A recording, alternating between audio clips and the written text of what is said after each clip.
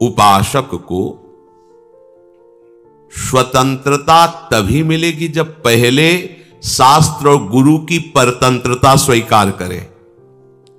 शास्त्र और गुरु का भय, शास्त्र और गुरु का शासन स्वीकार करे तो इंद्रियों के विषयों से हटने का उसको सौभाग्य मिल जाएगा।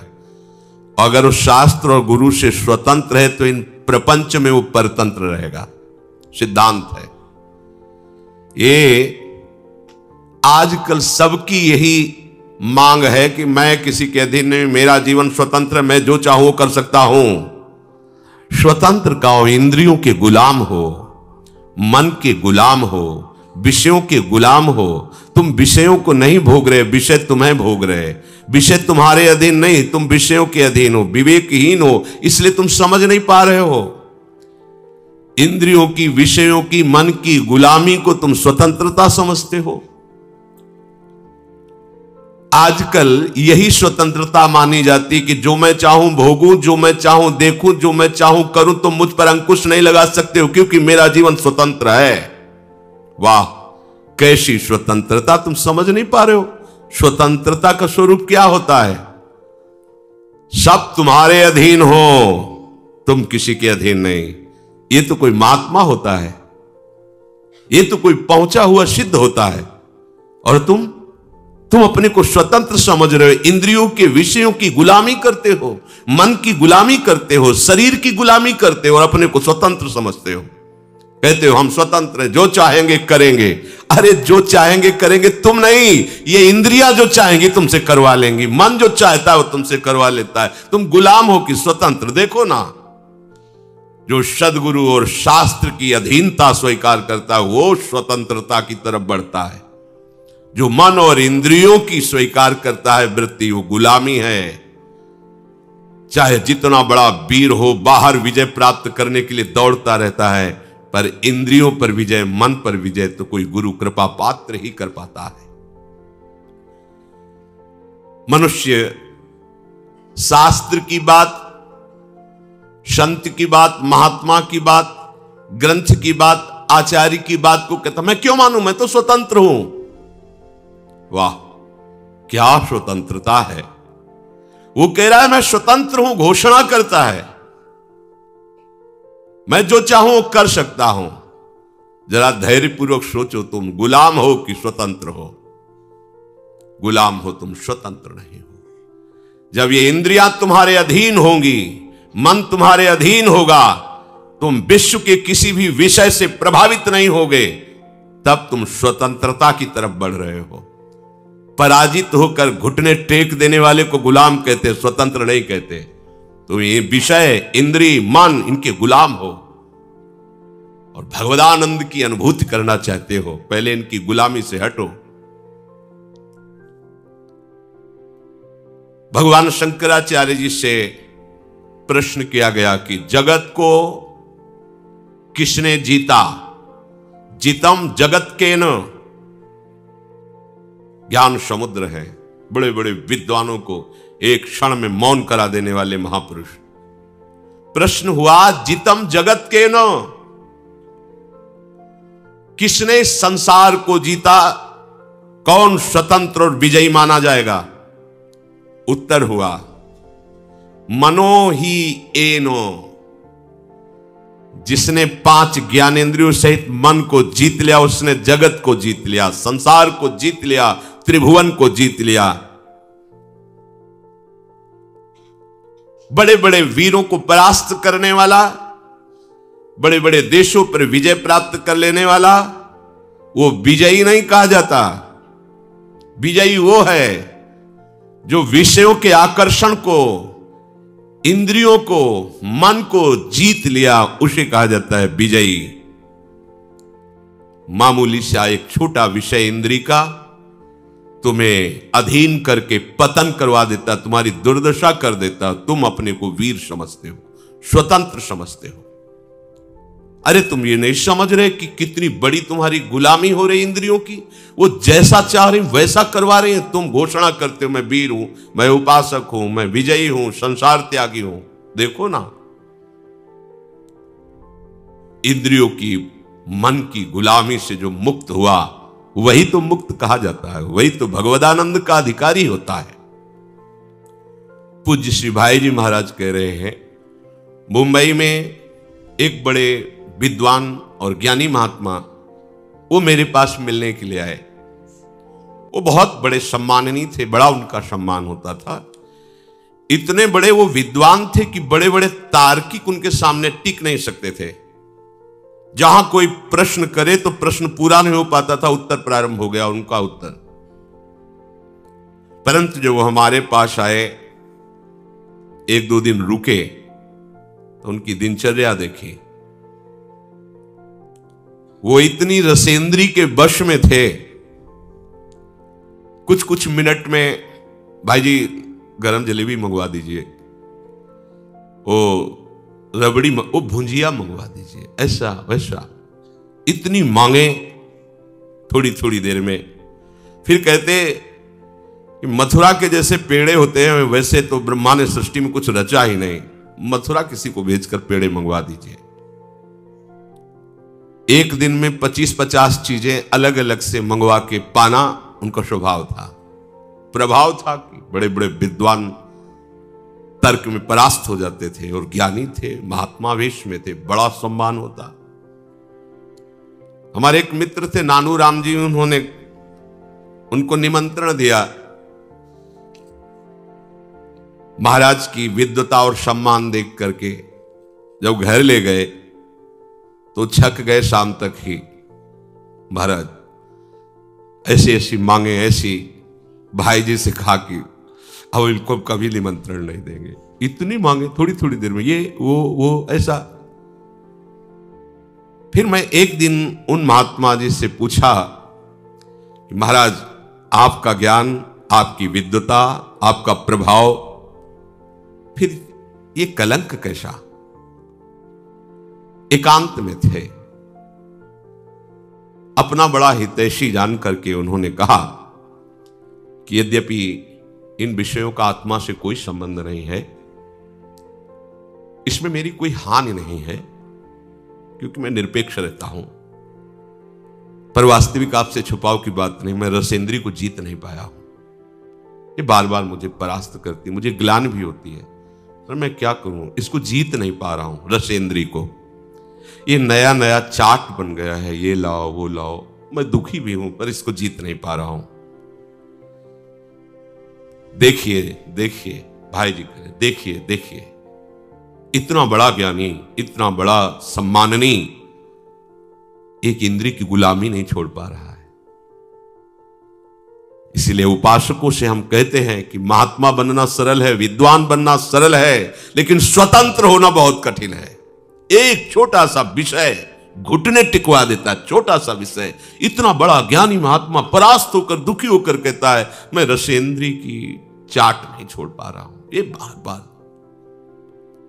उपासक जब इंद्रियों के परवश हो जाता है तो मामूली सी वस्तु में क्या क्या उसकी दशा होती है, मामूली सी बात क्या क्या उसकी दशा होती है। गोस्वामी तुलसीदास जी ने देखा इन इंद्रियों की लोलुपता को। ओह, इन इंद्रियों ने मुझे मजाक बना दिया, हंसी उड़ाई, अपने वश में कर लिया। अब नहीं, अब नहीं, अब मैं प्रभु का हो गया हूं। इंद्रियों, अब तुम हमें अपना गुलाम नहीं बना सकती, अब तुम हमारी हंसी नहीं उड़ा सकती।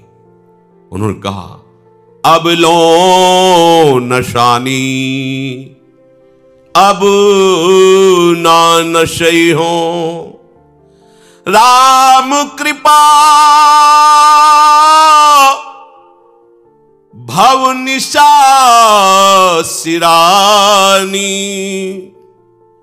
जागे फिरी न डसे हो,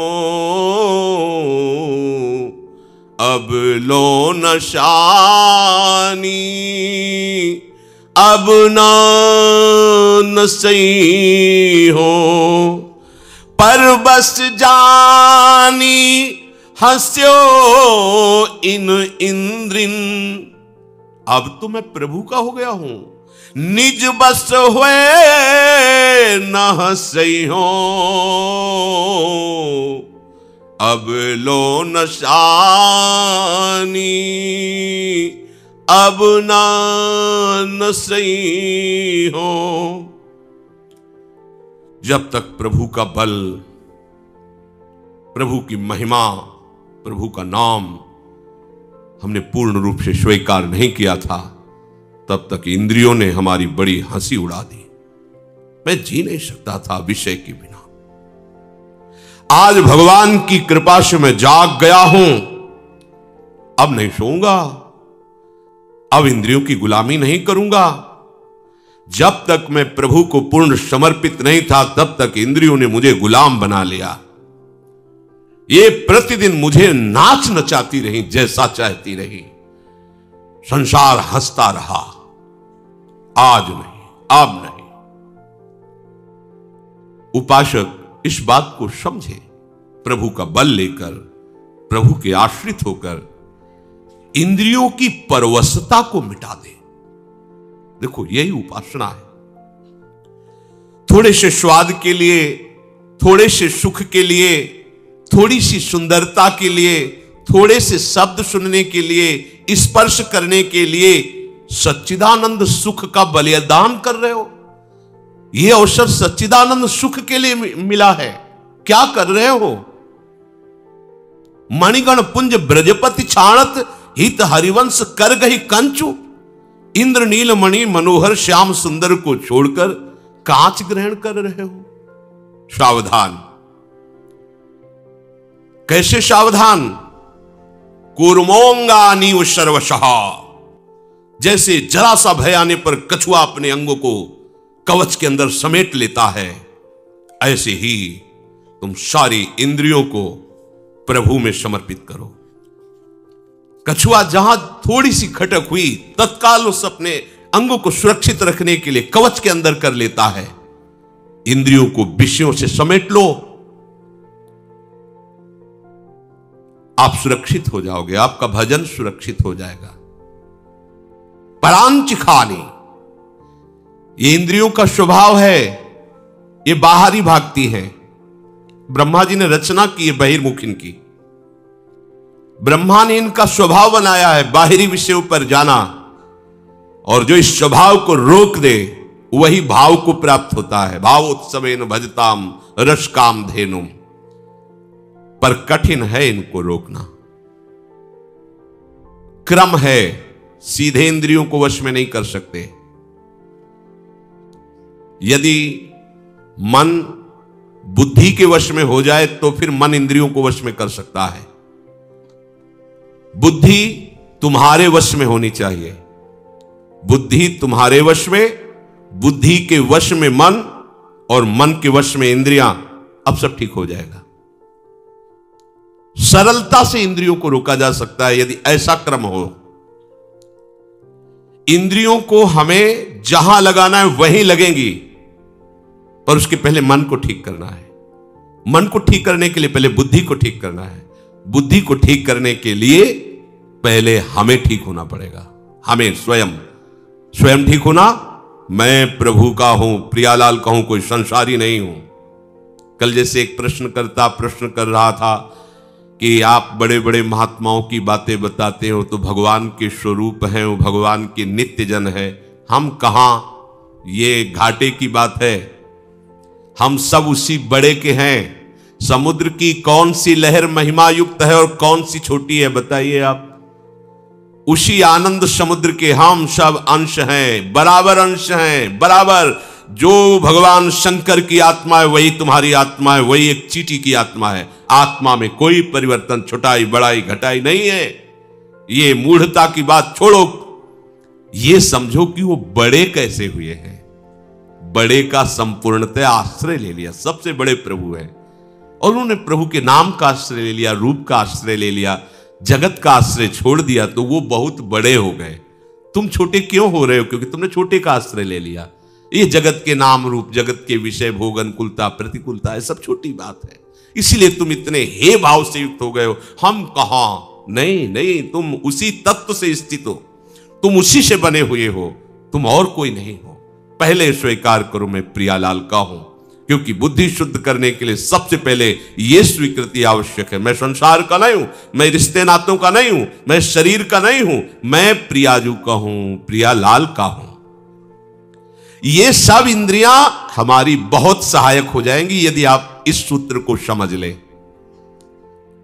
आप इंद्रिय विजयी हो जाएंगे अगर यह सिद्धांत समझ लीजिए। ध्यान से समझना। देखो, घोड़े रथ में जुते हुए हैं, रथ को खींचकर लक्ष्य पर पहुंचाना घोड़ों का ही काम है।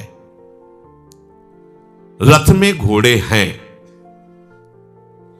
उनमें बहुत पावर है। ये बहुत अच्छी बात है, क्योंकि मार्ग तय करने के लिए मरे हुए घोड़े नहीं चाहिए, पावरफुल चाहिए।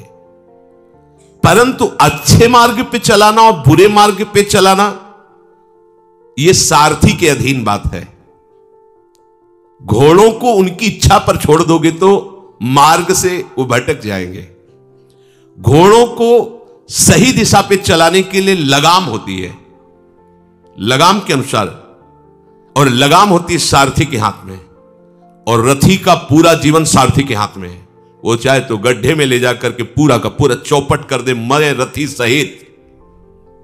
बुरा रास्ता या अच्छा रास्ता ये रथी के ऊपर होता नहीं है, ये सारथी के ऊपर होता है। सारथी को ठीक रखना है। अगर जुते हुए घोड़ों की लगाम ढीली हो जाए और सारथी नशे में हो तो रथी का क्या होगा, विचार कर लो। क्या निर्दिष्ट मार्ग पर लगाम छोड़ने पर घोड़े चल पाएंगे? सारथी मद से मतवाला हो रहा है, क्या उसको पता है कि उसका लक्ष्य क्या है? वो भूल जाएगा, क्योंकि मदिरा पिए हुए है। शास्त्रों में इंद्रियों को घोड़ों से तुलना की गई है। बहुत बलवान घोड़े इंद्रियां हैं, उनकी लगाम मन है। मन रूपी लगाम को पकड़े हुए जो सारथी है वो बुद्धि है, और इसमें जो बैठा हुआ रथी है वो जीव है, वो आत्मा है। जो आत्मा है वो रथी है, रथ में बैठा हुआ है। विद्य शरीर रथ में तू, ये शरीर रथ है, आत्मा रथी है, बुद्धि सारथी है, मन लगाम है, इंद्रियां घोड़े हैं। ये शास्त्र कह रहा है। इसी रथ में बैठकर हमें अपने असली घर पर पहुंचना है, प्रभु के पास। ये रथ मिला है यात्रा तय करने के लिए, प्रभु के धाम में पहुंचना है। इसलिए अपनी आत्महत्या मत करो। आत्महत्या, अगर ड्राइवर नशे में है तो पूरा का पूरा गाड़ी चौपट कर देगा, ऐसी जगह भिड़ा देगा, ऐसी जगह गिरा देगा, बिना लक्ष्य के चला देगा। सबसे पहली दवा करनी है रोगी ड्राइवर की, सारथी की। ये विषय रोग से ग्रसित बुद्धि, जिसने निश्चय किया है कि भोगों में सुख है, नशेबाज ड्राइवर है, और बहुत जोर की मदिरा चढ़ी, उसे तुमने पूरी की पूरी रथ और अपना जीवन समर्पित कर दिया, तो अब नष्ट ही होने के सिवा कोई मार्ग नहीं। विषयी बुद्धि कहां गिराएगी, जाके देख लो कैसी दुर्गति हो जाती है, नष्ट कर देती बुद्धि। क्या बताए, मेरी बुद्धि भ्रष्ट हो गई थी, मैंने ऐसा क्यों किया? आजीवन जेल, मरने के बाद नरक। एक घटना ने पूरे जीवन को बदल दिया। क्या हुआ? सारथी नशे में हो गया, लगाम ढीली कर दी, घोड़ों ने बलवान है, ऐसी जगह डाल दिया जाके, पश्चाताप के सिवा हाथ में कुछ नहीं रहता।